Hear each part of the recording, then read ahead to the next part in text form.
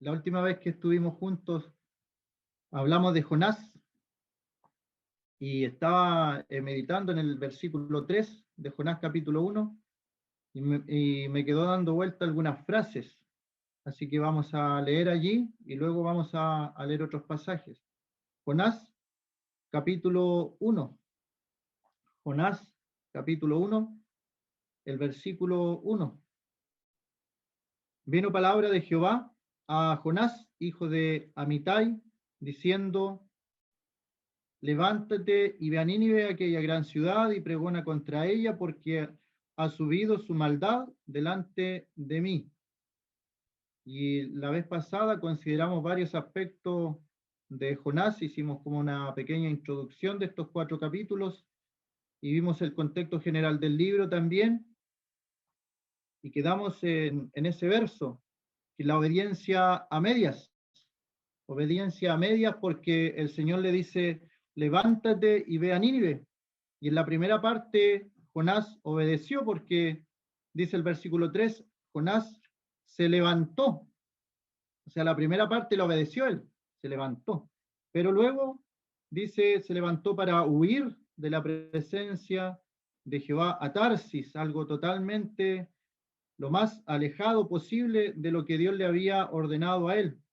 Y descendió a Jope y halló una nave que partía para Tarsis, y pagando su pasaje entró en ella para irse con ellos a Tarsis, lejos de la presencia de Jehová. Así que la primera frase allí que me quedó dando vuelta es la intención de Jonás, de tratar por medios terrenales, por sus propios medios, de huir de la presencia del Señor. Y yo pienso, por lo que dice el capítulo 2, que Jonás sabía que no podía huir de la presencia del Señor, lo sabía, porque en el capítulo 2 él hace una oración en lo profundo del abismo un, dentro de un gran pez, y él expresa en esa oración cosas que se entienden por el contexto, que tenía conocimiento de la palabra del Señor, este profeta. Pero él, en un momento de desobediencia, de no estar en la voluntad de Dios, al parecer se olvida de todo esto. Y el Salmo bien conocido, lo vamos a leer solamente el 139, Salmo 139, el versículo 7.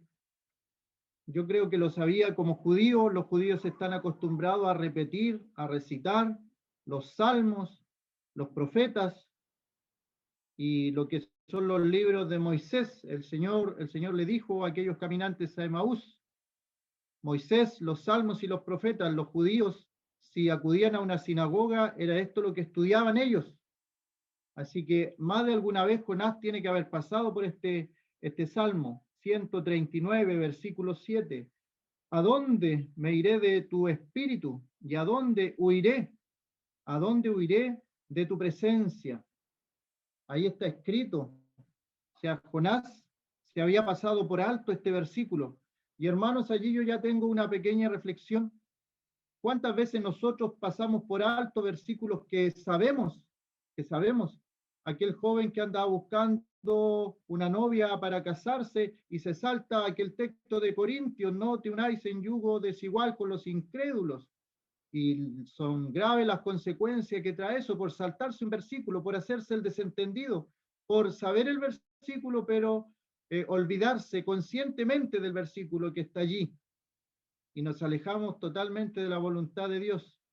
¿A dónde huiré de tu presencia? Sabemos nosotros la respuesta, que no podemos huir de la presencia del Señor. Cuando nuestros pies caminan a aquellos lugares que a Dios no le agrada, no podemos decir que Dios no estaba allí con nosotros, y el Espíritu se constriñe cuando nuestros pasos encaminan hacia lugares que no convienen. Cuando nuestros ojos ven algo que al Señor no le agrada, no podemos decir: Señor, quédate tú al lado, yo voy a mirar esto solo. No podemos. El Señor está allí siempre con nosotros, y así se constriñe nuestro espíritu. Le da tristeza al espíritu, que no puede salir del cuerpo del creyente, está allí. Es un sello indeleble que ha sido puesto por Dios, y allí permanece, allí está. ¿A dónde miré de tu Espíritu?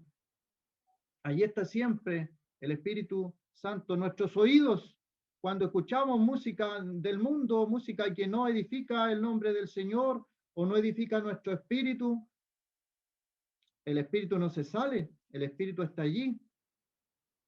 Y si tuviéramos esa conciencia que nos acompaña cuando vemos, cuando oímos, cuando hablamos, cuando salen de nuestros labios palabras soeces, cuando salen de nuestros labios palabras de mentira y tantas cosas que pueden salir de nuestra boca, el Espíritu está allí, la presencia de Dios está allí. Entonces, uno dice, ¿cómo Jonás? ¿Cómo cayó en esto de pensar por un momento que él podía arrancarse de la presencia del Señor? Y podemos hasta criticarlo. Mire, Jonás, lo que fue a pensar de querer arrancarse de la presencia del Señor, pero a veces nosotros cometemos ese error, que pensamos que podemos hacer algo escondido, que nadie más nos ve en lugares oscuros y nadie más está con nosotros, y podemos pensar que nosotros podemos escapar de la vista, del oído de nuestro Dios, de la presencia de nuestro Dios. Allí está nuestro Dios. Y gracias a Dios que ha dejado también provisión para cuando hemos caído, hemos pecado, porque no hay hombre que no peque. Allí está la provisión, cual abogado. Él está intercediendo. Si confesamos nuestros pecados, Él es fiel y justo para perdonar nuestros pecados y limpiarnos de toda maldad. Hermano, hermana, no nos quedemos con los pecados, confesemos los pecados porque el Señor nos ha dado provisión para ellos. No pensemos que podemos hacer algo y el Señor no lo va a saber. Siempre estuvo allí el Señor. Pensamos que cometimos un pecado y estábamos solos. Eso habla de la integridad. Muchas de las cosas que a veces queremos hacer, no las hacemos porque hay alguien observando. Pero ¿qué pasa cuando nadie está observando? Cambia nuestra actitud. Eso es integridad. Cuando no hacemos las cosas aunque nadie nos esté mirando, aunque nadie sepa que nos vamos a quedar con más dinero del que corresponde, aunque nadie más sepa lo que vamos a ver en la computadora. Eso es integridad. El Señor está allí. No nos podemos huir de la presencia del Señor Todopoderoso, todo lo escudriña. Si subiera a los cielos, dice el Salmo, allí estás tú, allí estás tú. Y si en el Seol hiciere mi estrado, he aquí, allí tú estás. El Señor está en todos lados, no nos podemos arrancar, huir de la presencia de Dios. Y qué bueno que sea así. Imagínense que Dios no hubiera estado cuando Jonás en el capítulo 2 eleva su oración en lo profundo del abismo, en ese gran pez en el vientre. Si no hubiera estado allí el Señor, pero Él está en todos lados, en los cielos arriba, en el Seol abajo, allí tú estás. Si tomare las alas del alba y habitar en el extremo del mar, aún allí me guiará tu mano.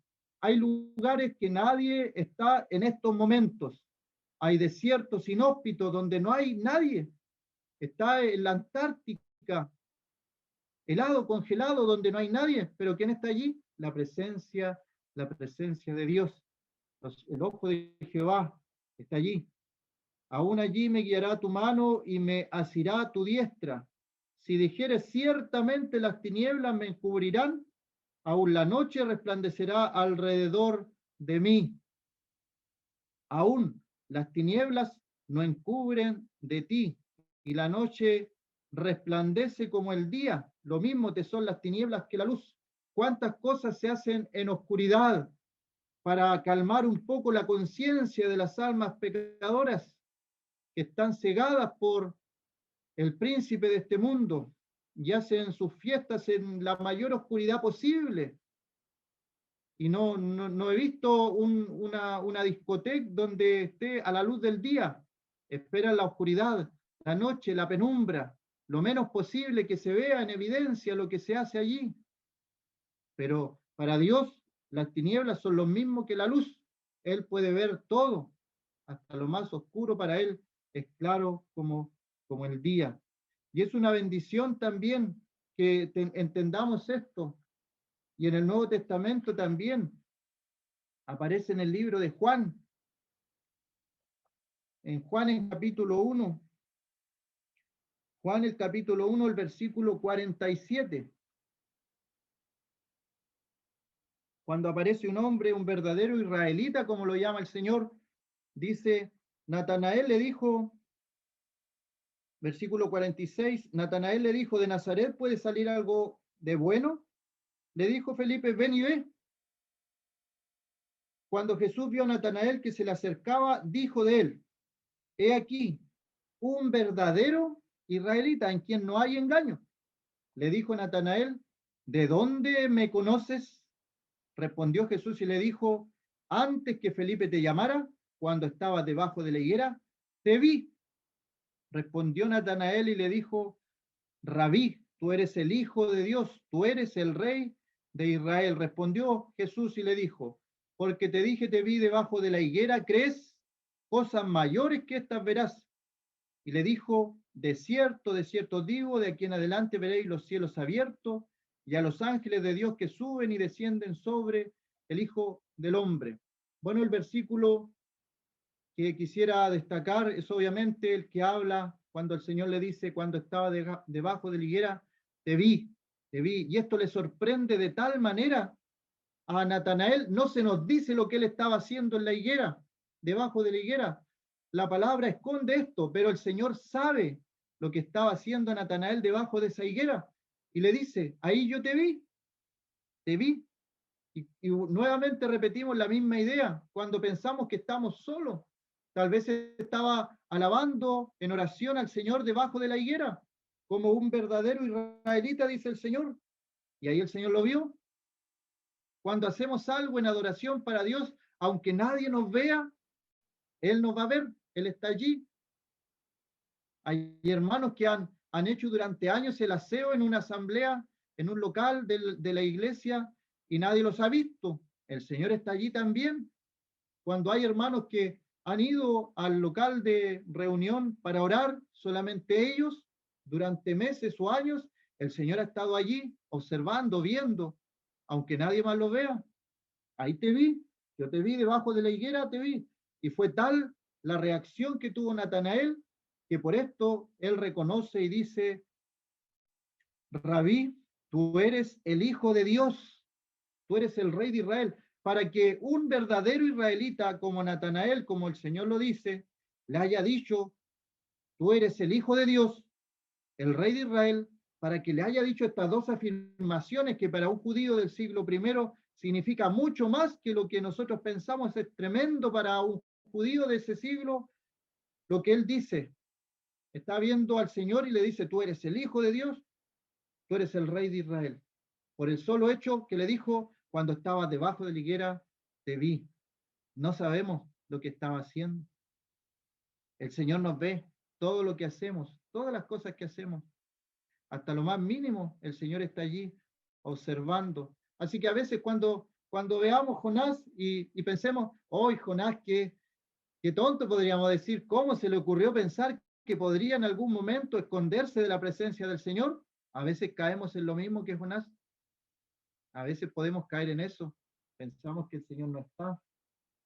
Si le alabamos también, yo pienso en lo personal que él estaba haciendo algo agradable a Dios, en mi pensamiento.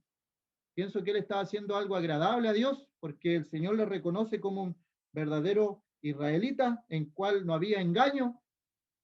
Y esta palabra puede significar que él era un hombre erudito en las escrituras y estaba esperando la venida del Mesías, un verdadero israelita en el cual no hay engaño. Y ahí está el Señor. Y también el Señor está en los momentos que nosotros pasamos, porque somos humanos, en los momentos difíciles. Y eso se me vino a la mente el rey, que está en Crónicas, en Reyes, Segunda de Reyes, un rey llamado Ezequías. Él estaba enfermo, Ezequías. También está en Segunda de Crónicas este mismo pasajes, pero en Segunda de Reyes, el capítulo 20 y el versículo 5. Dice, bueno, el contexto es que Isaías va y le dice, ordena tu casa porque ciertamente morirás. Le da la sentencia de muerte.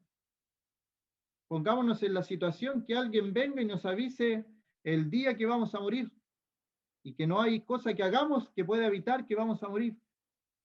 Y dice entonces el versículo 5, vuelve y di a Ezequías, príncipe de mi pueblo, así dice Jehová, el Dios de David tu padre, yo he oído tu oración y he visto tus lágrimas.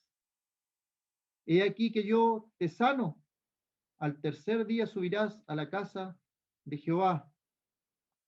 Cuando el profeta Isaías le da la sentencia de muerte, el versículo 2 dice que este rey volvió su rostro a la pared y oró a Jehová. Estaba solo, estaba solo. ¿Y cuántas veces hemos orado solos, en nuestro lugar, en nuestro lecho, en nuestra cama, en algún rincón que tengamos, algún cuarto, en los secretos? Y allí está el Señor con nosotros, está escuchando nuestra oración, está viendo también, como dice aquí, el lloro. Y ahí queda una pregunta, una reflexión. ¿Cuántas veces hemos orado con lloro? Que la oración llega a tal punto de derramar una lágrima por lo que estamos pidiendo a Dios o estamos conversando con Dios. Si se derraman lágrimas o la oración se ha transformado solamente en una rutina que parece que nuestra oración no avanzara más arriba del techo. Pero acá este rey oró, te ruego, Jehová, que hagas memoria de que han dado delante de ti con íntegro corazón y que he hecho las cosas que te agradan. Y lloró Ezequías con gran lloro. Y ahí Dios le habla a Isaías que vuelva, que le diga que Dios ha escuchado la oración y ha visto las lágrimas. Hay un texto que habla de que las lágrimas, Dios las pone en una redoma, en una fuente, nuestras lágrimas. Algo tan, para algunos, sin importancia tal vez, el llanto. Por algo Dios hizo las lágrimas, el llanto. Nuestros ojos, la ventana del alma, y lloramos.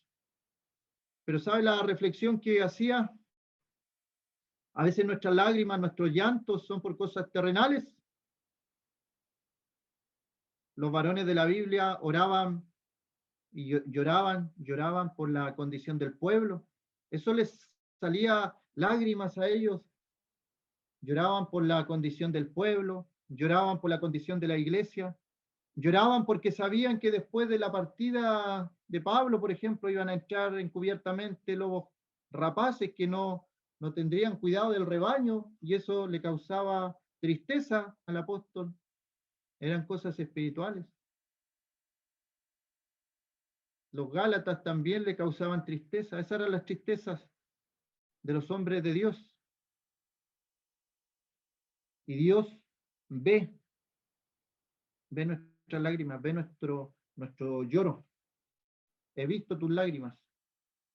Bueno, eso era respecto de la presencia de Jehová. Jonás se levantó para huir de la presencia de Jehová a Tarsis. Así que, si en otra oportunidad, por ejemplo, nosotros caemos en esto de pensar en Jonás, cómo se le ocurrió que podía escaparse, a veces nosotros caemos en lo mismo, pensar que podemos andar sin Dios, siendo creyentes. Dice, y descendió a Jope. Y esa es la otra frase. Vemos a un varón de Dios que está en desobediencia, no está haciendo la voluntad de Dios. Dios le dijo una cosa y él está haciendo totalmente lo contrario. Y cuando los varones de Dios en la Escritura no están en la voluntad completa, en la voluntad perfecta de Dios, descienden. Y esa frase, esa palabra, el primer personaje que descendió aparece en el libro de Génesis. En Génesis, capítulo 12, Abraham. Todavía no se le cambia el nombre, es Abram nomás. Génesis 12 y el versículo 10. Hubo entonces hambre en la tierra y descendió Abram a Egipto para morar allá, porque era grande el hambre en la tierra. Y vemos todas las consecuencias que le trajo a Abram estar en este lugar, en Egipto. Y en lo espiritual es lo mismo. El hambre en la tierra son las posesiones, son las cosas, si lo aplicamos a lo espiritual. A veces hay personas, hermanos, que por falta de trabajo, de sustento, han tenido que emigrar por trabajo y han ido a buscar trabajo, un buen trabajo, pero no están en su hogar durante largo tiempo. Lamentablemente sé de casos que han terminado en divorcio. Descendió a Egipto Abraham porque había hambre en la tierra. Lo vemos en el caso de Ruth también. Fue a otro lugar. Había hambre en la tierra. Y a veces estos descensos que vemos en la Escritura son un ejemplo para nosotros en el día de hoy. Que no hagamos tal cosa de descender, de ir a Egipto porque hay hambre. Hermanos en busca de trabajo se van a lugares distantes donde no hay una congregación, pensando que al no congregarse no les va a afectar su vida espiritual. Y sí, sí afecta. El congregarse, el no congregarse afecta. Es como el ejemplo que da el profeta también de un carbón encendido. Cuando este carbón encendido se aleja del fuego, se apaga. Para que esté encendido tiene que estar junto a los otros, no dejando de congregar, como algunos tienen por costumbre, aparece en el Nuevo Testamento. Hubo hambre en la tierra y desciende Abraham a Egipto, con aquellas consecuencias que después se mencionan. Y en jueces aparece otro varón de Dios que también descendió, lamentablemente. Pero aquí agrega algo más, porque desciende Sansón. Jueces capítulo 14 y el versículo 5 le agrega algo. Y Sansón descendió con su padre y con su madre a Timnat. A Timnat. Sansón, aparte de descender él a la tierra de los filisteos, descendió con su padre y con su madre. Los arrastró. Y muchas veces la persona que lidera, por decirlo así, puede llevar a sus familiares también en este descenso, en este arrastrar, y también en lo espiritual puede ocurrir. Un líder de familia, el fuerte de la familia en lo espiritual, si decae, si desciende, puede arrastrar a los más débiles en la familia de la fe para alejarse, para también ir a tierras de Filistea, de Egipto, hablando espiritualmente. ¿Y a qué fue Sansón? ¿A qué descendió a Timnat? Terrible a lo que descendió, dice el versículo 1, descendió Sansón a Timnat y vio en Timnat a una mujer de las hijas de los filisteos. Los ojos, pensó que Dios no estaba allí cuando él estaba mirando y subió y lo declaró a su padre, a su madre, diciendo: yo he visto en Timnat una mujer de las hijas de los filisteos, os ruego que me la toméis por mujer. Su padre y su madre le dijeron, aquí va el consejo paterno, aunque no lo hizo caso, los padres le dieron el consejo, cumplieron con su responsabilidad. Sansón no cumplió con la suya. No hay mujer entre las hijas de tus hermanos ni en todo nuestro pueblo para que vayas tú a tomar mujer de los filisteos incircuncisos. Y Sansón respondió a su padre: tomadme esta mujer porque ella me agrada, me agrada. El enemigo ataca el deseo de los ojos y fue atacado. Este varón de Dios, varón de la fe, no hay que desconocer también que aparece allí en Hebreos capítulo 11, un hombre de fe, pero son atacados también los varones de fe, como Sansón. Y se dejó llevar por su vista, por su ojo, por esta me agrada. Y allí entonces vemos cómo este descenso en Abraham fue por hambre la tierra a Egipto, y aquí en Sansón lo vemos por sus emociones, por sus emociones. Y a mí me da la impresión cuando dice, no hay mujer entre las hijas de tus hermanos, ni en todo nuestro pueblo. Es como diciendo, hay tanto pueblo por visitar todavía, tanto donde podrías escoger una mujer del pueblo, pero él ya había tomado una decisión. Y eso provoca los descensos espirituales son peligrosos. En el día de hoy también puede pasar, también podemos caer en ese peligro de desesperarnos porque pasan los años y no encontramos esposa, y podemos ir a buscar esposa al mundo. El Señor nos libra de eso. Es misericordioso el Señor, es tremendo en su misericordia para los hijos. Cuando Él sabe lo que hay en el deseo del corazón de sus hijos, el Señor les ayuda. Cuando Él ha visto las oraciones de un hijo de Dios que ora por una esposa conforme al corazón de Dios, Dios le cuida. Él conoce sus oraciones, sus lágrimas también. Tal vez en esta tarde hay un jovencito que puede desesperarse porque no ha encontrado novia, no ha encontrado esposa. No cometa el error de Sansón, porque las consecuencias son terribles. Y lo mismo para una señorita. Esperar en el Señor es lo mejor, es lo mejor. La evidencia nos muestra que es lo mejor.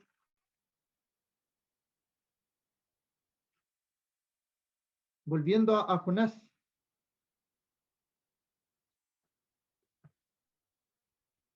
Tenemos estas dos frases que había mencionado.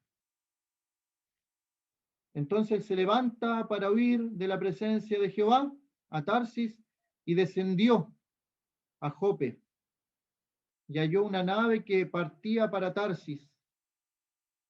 La decisión la tomó Jonás. Dice, Jonás se levantó para huir y fue para huir de Jehová a Tarsis. Él ya había tomado una decisión. Después desciende y halla una nave que partía para Tarsis. ¿Sabe que aquí yo veo un ejemplo también? Lo anoté en tres frases. La primera, Jonás se levanta para huir a Tarsis. Segunda, entonces halló una nave a Tarsis. Y tercera, ¿qué podríamos decir? Es la voluntad de Dios. ¿Por qué? Porque hay hermanos que funcionan así. Se les pone algo en la mente, en el corazón, lo hacen, y si les salen las cosas, amén, es la voluntad de Dios. Pero ¿cómo funciona aquí? Dios permitió solamente. No era para nada la voluntad de Dios. ¿Cuántas cosas hacemos por nuestra cuenta y pensamos que es la voluntad de Dios por el hecho de que las cosas no resultan o se abren las puertas o todo va viento en popa, como decimos? Es la voluntad de Dios. Cuando en realidad, ¿quién sabía que no era la voluntad de Dios? El mismo Jonás y Dios. Entonces podemos pensar cuántas cosas hacemos o hemos hecho de nuestro antojo, de nuestra voluntad, que no son la voluntad de Dios, aunque se den las cosas. Una persona decía, buscando una novia inconversa, pero todo se ha dado tan bien, tan bonito, nos llevamos tan bien, las familias se llevan tan bien, pero estaba pasando por alto la voluntad de Dios. Y pasando los años, fue terrible la consecuencia.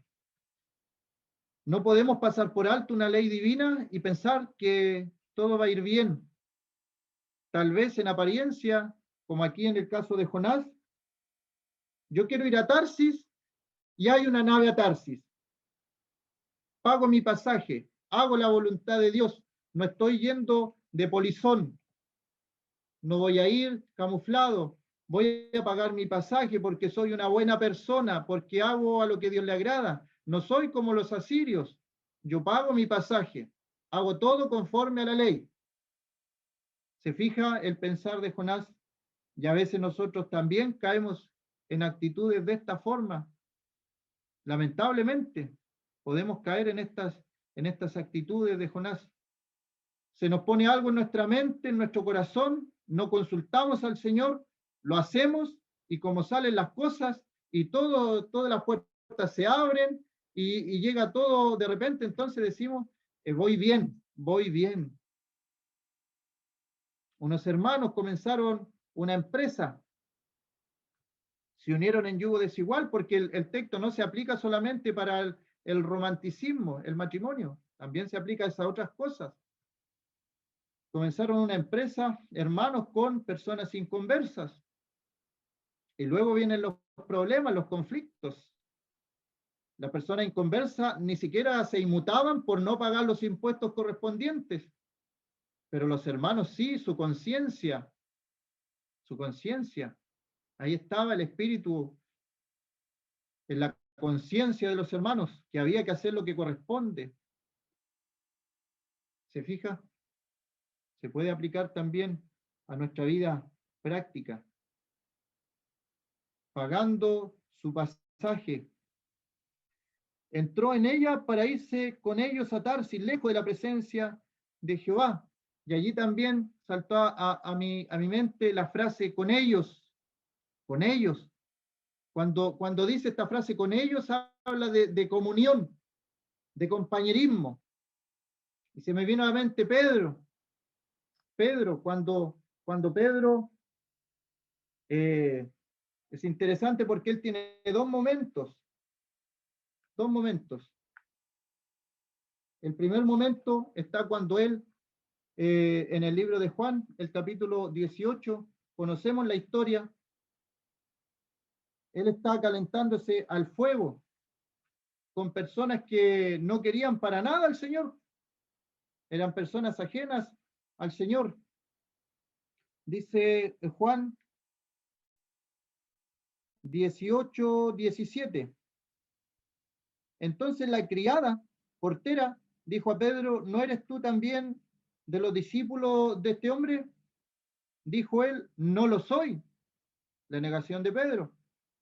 Y el 18, y estaban en pie los siervos contrarios al Señor y los alguaciles contrarios al Señor también, que habían encendido un fuego porque hacía frío y se calentaban. Y también con ellos estaba Pedro en pie calentándose. Ahí está. A veces, como Jonás, como Pedro, podemos caer en estas juntas, en estas mezclas, en este compañerismo con el mundo, con personas que no tienen nada que ver con Dios, incluso no les agradan las cosas de Dios. Yo sé por experiencia que hay cosas que uno no puede eludir. Hay compromisos a veces de trabajo, pero hay veces que uno sí puede eludir estos compromisos con ellos. El con ellos es toda la gente que no tiene nada que ver con Dios. Y el creyente está ahí, en medio, con ellos. Jonás va no haciendo la voluntad de Dios y toma un barco y va a ir en compañerismo con ellos, dice, con ellos, con la gente del mundo. Y sabe que Dios es tan grande en misericordia, como decía, porque Dios, a través de Jonás y de todo lo que le pasó a Jonás, más adelante dice que estos hombres alabaron a Jehová, reconocieron la grandeza del Señor, del Dios de Jonás, y tuvieron temor del Dios de Jonás, de Jehová. Dios de la impureza saca algo precioso. Ese es el Señor que hace tantas cosas maravillosas. Bueno, Pedro también tiene un con ellos positivo. Y nos quedamos con ellos positivo en Primera de Pedro. Vemos todo el recorrido de Pedro, después que él niega al Señor, el Señor lo restaura amorosamente, misericordiosamente lo vuelve a encaminar y vemos cómo Pedro, completamente restaurado, predica y se convierten como 5.000, como 3.000 personas, y él ocupa aquella llave del Evangelio. Pedro, el Señor lo ocupó a pesar de su caída. Aprendamos también a levantar a los hermanos que han caído, a los soldados caídos, recuperarlos, que no queden botados en el camino. Y el otro con ellos está en Primera de Pedro, capítulo 5. Ruego, dice Pedro, ruego a los ancianos que están entre vosotros, yo anciano también con ellos, yo anciano también con ellos. Luego de que Dios lo restaura, de que él predica, sigue predicando, sabemos por la historia cómo murió Pedro crucificado de forma que él no era digno de ser crucificado como el Señor. Dice la historia que fue crucificado boca abajo, y vemos que aquí está como anciano, y dice también con ellos, restauró su camino, habiendo estado allí, negando al Señor, en aquella negación, con ellos, con los enemigos del Señor, con los siervos, con los alguaciles, calentándose al fuego. Somos uno, yo soy parte de ustedes, pero tú andabas con Jesús, no conozco a tal hombre, no soy de ellos. Pero termina su vida y vemos todo lo que el Señor hizo en la vida de Pedro y termina como anciano, diciendo con ellos y aconsejando, y tantos consejos preciosos que a mi vida han servido del apóstol Pedro, y la vida de Pedro también a mí me ha servido grandemente, y gracias a Dios que me pusieron el mismo nombre, porque en muchas cosas nos parecemos, y el Señor tiene cuidado, tiene misericordia de Pedro, y si lo hizo con Pedro, lo puede hacer contigo también. Tomó a Pedro y cómo lo elevó para servir al Señor. A pesar del mismo Pedro, cambió su carácter, cambió tantas cosas en Pedro. El Señor puede hacer tantas cosas buenas, lindas, con los creyentes, con los que se disponen a obedecer al Señor, a obedecer sus mandatos. Bueno, en el caso de Jonás, hizo lo mismo. Podemos pensar que Jonás fue restaurado para servir a Dios. Como mencionaba la vez anterior, Jonás llegó hasta el capítulo 4, habiendo podido llegar mucho más capítulos, pero él se enojó y Dios no cambió su enojo. Hermano, hermana, el Señor nos ha puesto en este mundo, pero no nos va a obligar a las cosas espirituales. Aquí Jonás se enojó terriblemente y Dios no cambió su pensamiento, conversó, razonó, no tenía por qué hacerlo, pero lo hizo y no sacó a Jonás de su enojo. Lo sacó de su desobediencia al comienzo. Dice, pagando su pasaje, entró en ella para irse con ellos a Tarsis, lejos de la presencia de Jehová. Y luego vemos cómo Jehová hizo levantar un gran viento en el mar, y hubo en el mar una tempestad tan grande que se pensó que se partiría la nave. Y ahí al comienzo del pasaje dice, Jehová hizo levantar un gran viento en el mar. Y no es el clima, no es el clima. A veces dan los pronósticos del clima, pero al día siguiente cambia todo, porque no depende del hombre, es Dios el que hace llover en una ciudad y en otra ciudad no hace llover, lo dice la palabra. Cuando Dios habla, la tierra tiembla. Todo lo que pasa en nuestro mundo, la Biblia lo atribuye a Dios, a Dios. Y a veces nosotros caemos en decir, bueno, son las placas tectónicas como nos enseñaron en los colegios, pero es Dios, es Dios. Y Él es en su soberanía, aquí hace levantar un gran viento del mar. Él controla lo que es el mar, los vientos. Y cuando en el Nuevo Testamento vemos al Señor Jesús y le dice al mar, calla, enmudece. Y los discípulos tuvieron temor. ¿Quién es este hombre? Decían. El Señor controlando todo el mar, los vientos, todo le obedece le obedece a Él. Podemos también meditar en eso. Vamos a dejar hasta ahí. Que el Señor bendiga su palabra en esta tarde.